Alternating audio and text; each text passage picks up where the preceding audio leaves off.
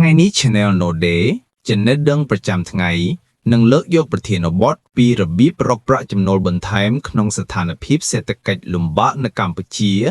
ចាប់ពីការធ្វើផែនការដល់ការរកប្រាក់ចំណូលទី2ទៅបង្កើតប្រាក់ចំណូលទី3នាំឲ្យឈានដល់ស្ថិរភាពហិរញ្ញវត្ថុរៀបចំឲ្យងាយអានស្រួលអនុវត្តហើយសមស្របនឹងជីវិតពិតរបស់មនុស្សភាគច្រើននៅកម្ពុជា 1. ការធ្វើផែនការសេដ្ឋកិច្ច Financial Planning មុនពេលចាប់ផ្ដើមរកប្រាក់ចំណូលបន្ថែមអ្នកត្រូវតាស្គាល់ខ្លួនឯងជាមុនក្នុងផ្នែកហិរញ្ញវត្ថុនេះជាជំហានសំខាន់បំផុតដែលអ្នកភាគច្រើនរំលងនិងនាំឲ្យរកប្រាក់បន្ថែមមិនបានលទ្ធផលកំណត់គោលដៅប្រាក់ចំណូលអ្នកត្រូវដាក់គោលដៅច្បាស់ព្រោះគោលដៅមិនច្បាស់នាំឲ្យបើកចំហគ្រប់ទិសដោយមិនមាន direction សួរខ្លួនឯងថាតើខ្ញុំចង់រកបន្ថែមប៉ុន្មាន$100ក្នុងមួយខែ$200ក្នុងមួយខែឬ$300តាមការលេងទុកកន្លងតើត្រូវការប្រហែលប៉ុន្មានខែដើម្បីឈានដល់គោលដៅនេះ3ខែ6ខែឬ1ឆ្នាំការមានគោលដៅច្បាស់ស្មើនឹងងាយបង្កើតផែនការបូកនឹងងាយបវែងលទ្ធផល 2. គណនាចំណាយប្រចាំខែអ្នកត្រូវដឹងថាតើអ្នកកំពុងចំណាយប៉ុន្មាននិងមានបំណុលឬកាតព្វកិច្ចអ្វីខ្លះនេះជាគន្លឹះក្នុងការសម្រេចថាត្រូវរកបន្ថែមប៉ុន្មានចំណាយត្រូវគណនារួមមានចំណាយចាំបាច់អាហារទឹកភ្លើងទូរស័ព្ទការធ្វើដំណើរកន្លែងស្នាក់នៅកាតព្វកិច្ចគ្រួសារជួយឪពុកម្ដាយថែទាំកូនក្រុមគ្រួសារបំណុលបើមានបំណុលហ្វូងបំណុលធនាគារបង់កុងត្រាបើមិនគណនាចំណាយនោះអ្នកមិនដឹងថាជាក់លាក់ត្រូវរកបន្ថែមប៉ុន្មាន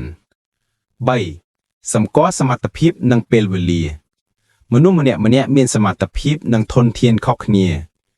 ការទទួលស្គាល់ខ្លួនឯងនឹងជួយអ្នកជ្រើសរើស side income ត្រឹមត្រូវសំណួរដែលត្រូវសួរខ្លួនឯង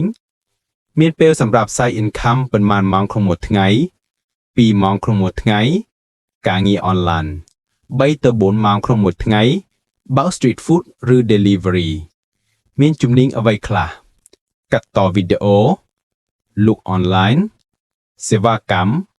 typing graphic repair cooking មានទុនប៉ុន្មាន0ទៅ$50 online income $100ទៅ$300 mini business $500ទៅ$1000 street food ឬ little startup ការរកប្រាក់ចំណូលបន្ថែមមិនចាំបាច់ត្រូវមានទុនច្រើនប៉ុន្តែត្រូវស្គាល់សមត្ថភាពរបស់អ្នក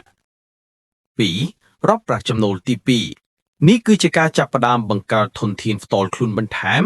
ងាយស្រួលសម្រាប់មនុស្សភាគច្រើនរបៀបស្វែងរកនិងចាប់ផ្ដើមប្រាក់ចំណូលទី2ដែលស័ក្តិសមសម្រាប់ស្ថានភាពសេដ្ឋកិច្ចនៅកម្ពុជា2025សាមញ្ញតែអាចអនុវត្តបានភ្លាមៗ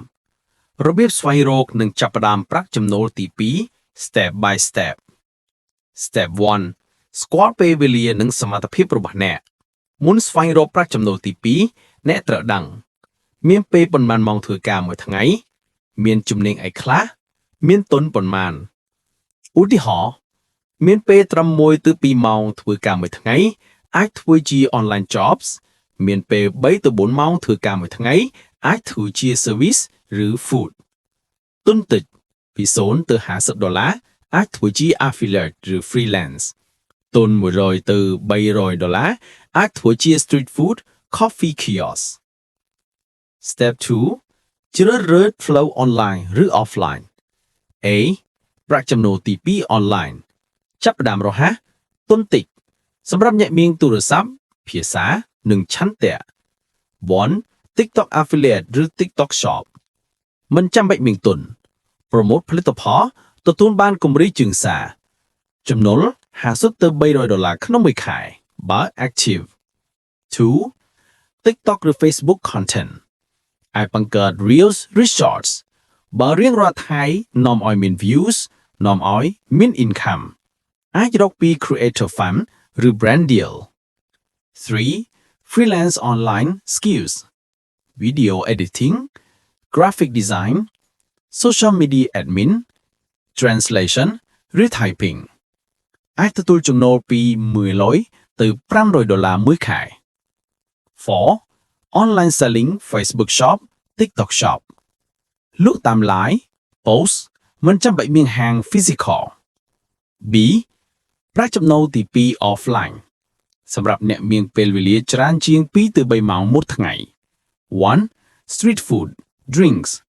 គំរូចំណូលបបរគុយទាវ BBQ coffee kiosk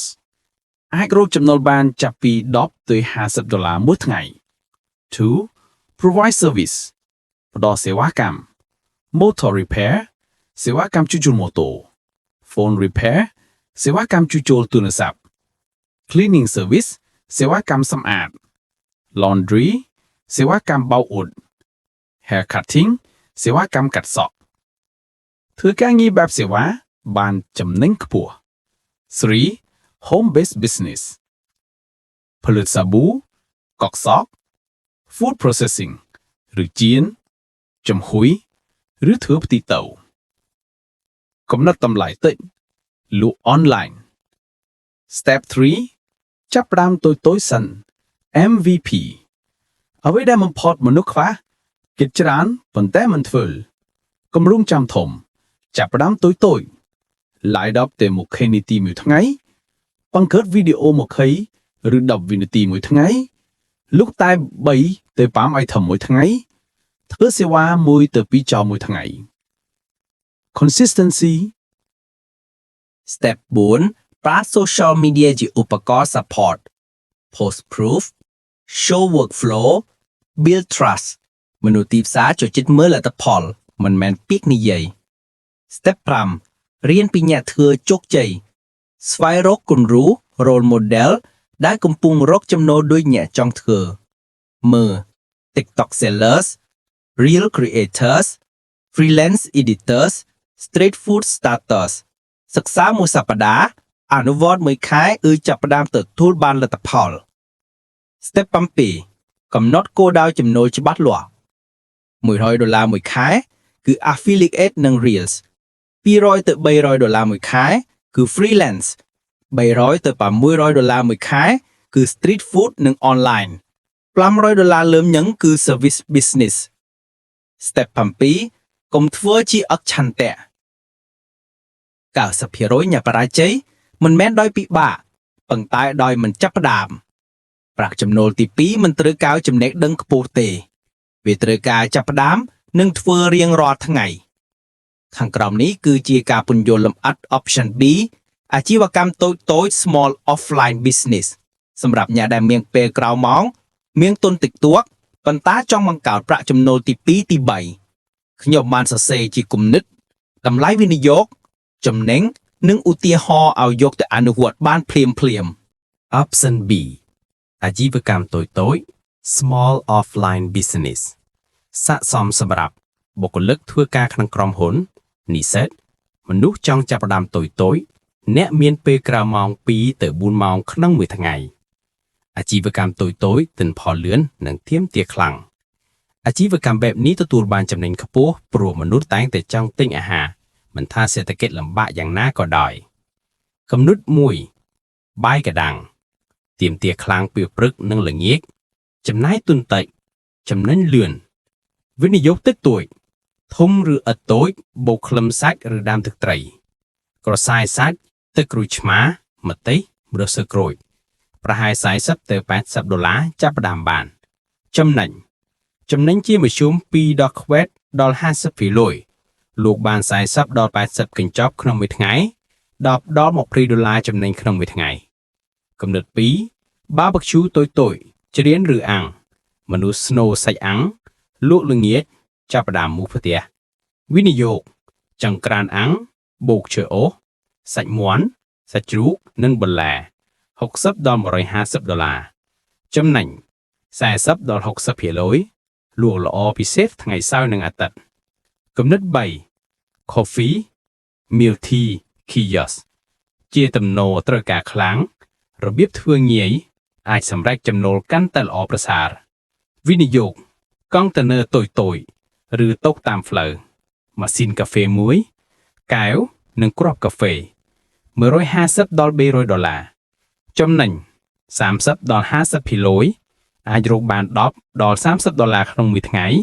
បើមានទីតាំងល្អ2សេវាកម្មតូចៗសេវាកម្មចំណេញច្រើនព្រោះតម្លៃវិនិយោគទាបល្អសម្រាប់អ្នកមានពេលតិចគ្រាន់តែ provide service មួយ Laundry service សម្រាប់បុគ្គលិកក្រុមហ៊ុនអ្នកស្នាក់នៅអល់ពេលបោកខោអាវវិនិយោគម៉ាស៊ីនបោកបោកទឹកសាប៊ូ120ដល់$250ចំណេញ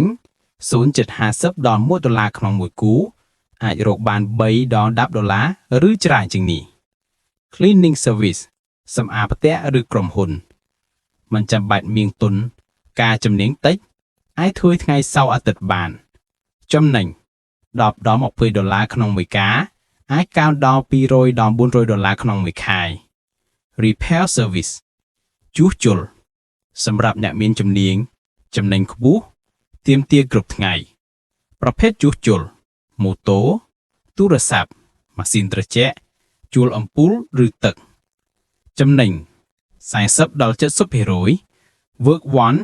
10ដល់$100អាស្រ័យលើការងារ Home delivery ដឹកជញ្ជូនតូចៗមានម៉ូតូស្រាប់ធ្វើពេលក្រៅម៉ោងបានចំណេញ0.50ដល់$1ក្នុងមួយការដឹក5ដល់$20ក្នុងមួយថ្ងៃ3ផលិតផលកែច្នៃផ្ទាល់ខ្លួន Home based product សម្រាប់អ្នកចូលចិត្តផលិតនិងចង់បង្កើត brand ខ្លួនឯងសាប៊ូផលិតក្រៅម៉ោង ingredient មិនថ្លៃលក់តាមអនឡាញងាយវិនិយោគ20ដល់$50ចំណេញ40ដល់60%ទឹកអបឬ perfume handmade មនុស្សចូលចិត្តវាយតម្លៃលើខ្លួនងាយចូលទីផ្សារ TikTok ឬ Facebook វិនិយោគ30ដល់$80ចំណេញ50ដល់70% Scrap ឬសាច់ក្រអូបឬ lotion handmade មានតម្លៃខ្ពស់បង្កើត brand ខ្លួនបានវិនិយោគ40ដល់$100ចំណេញ50ដល់80%កក់សក់ឬ hair treatment handmade តម្លៃលក់ខ្ពស់អាចបញ្ជូនតាមដៃក៏បានវិនិយោគ30ដល់$60ចំណេញ40ដល់70%សរុបអាជីវកម្មតូចៗអាចចាប់ផ្ដើមបានទុនតិចពី$60ដល់$300ពេលក្រៅម៉ោង2ដល់3ម៉ោងក្នុងមួយថ្ងៃអត់បង់ស៊ីភើឆាប់ហើយមានចំណេញលឿនចាប់ផ្ដើមតូចៗប្រើអនឡាញជួយលក់ធ្វើ30ថ្ងៃជាប់គ្នាបានលទ្ធផល3រកប្រាក់ចំណូលទី3 Third income source ប្រាក់ចំណូលទី3គឺសុវត្ថិភាពបន្ថែមនិងជាដំណាក់កាលនាំឲ្យអ្នកទៅកាន់ស្ថិរភាពអនាគតតាមរយៈ 1. វិនិយោគតិចតួចការសន្សំធនាគារមូលបត្រឬប្រាក់តាម platform មានអាជ្ញាប័ណ្ណភីខុនតែបើមានចំណេះដឹងប្រមាត់ចំណូលតូចៗប៉ុន្តែជួយបង្កើនសាច់ប្រាក់រយៈពេលវែង 2. Content monetization ក្រោយអ្នកមានទស្សនៈក្រៅម៉ោង YouTube Facebook page TikTok Fund ចំណូល passive រយៈពេលវែង 3. Dropshipping ឬ resell ទិញមួយលក់ពីរ resell product ពីចិនស្បែកជើង gadget មិនចាំបាច់មានស្តុកច្រើនផង 4. 125% ធានាអាចអនុវត្តបានក្នុងស្ថានភាពកម្ពុជាជាអ្វីដែលគួរចងចាំគឺចាប់ផ្ដើមតិចៗបង្កើនធំ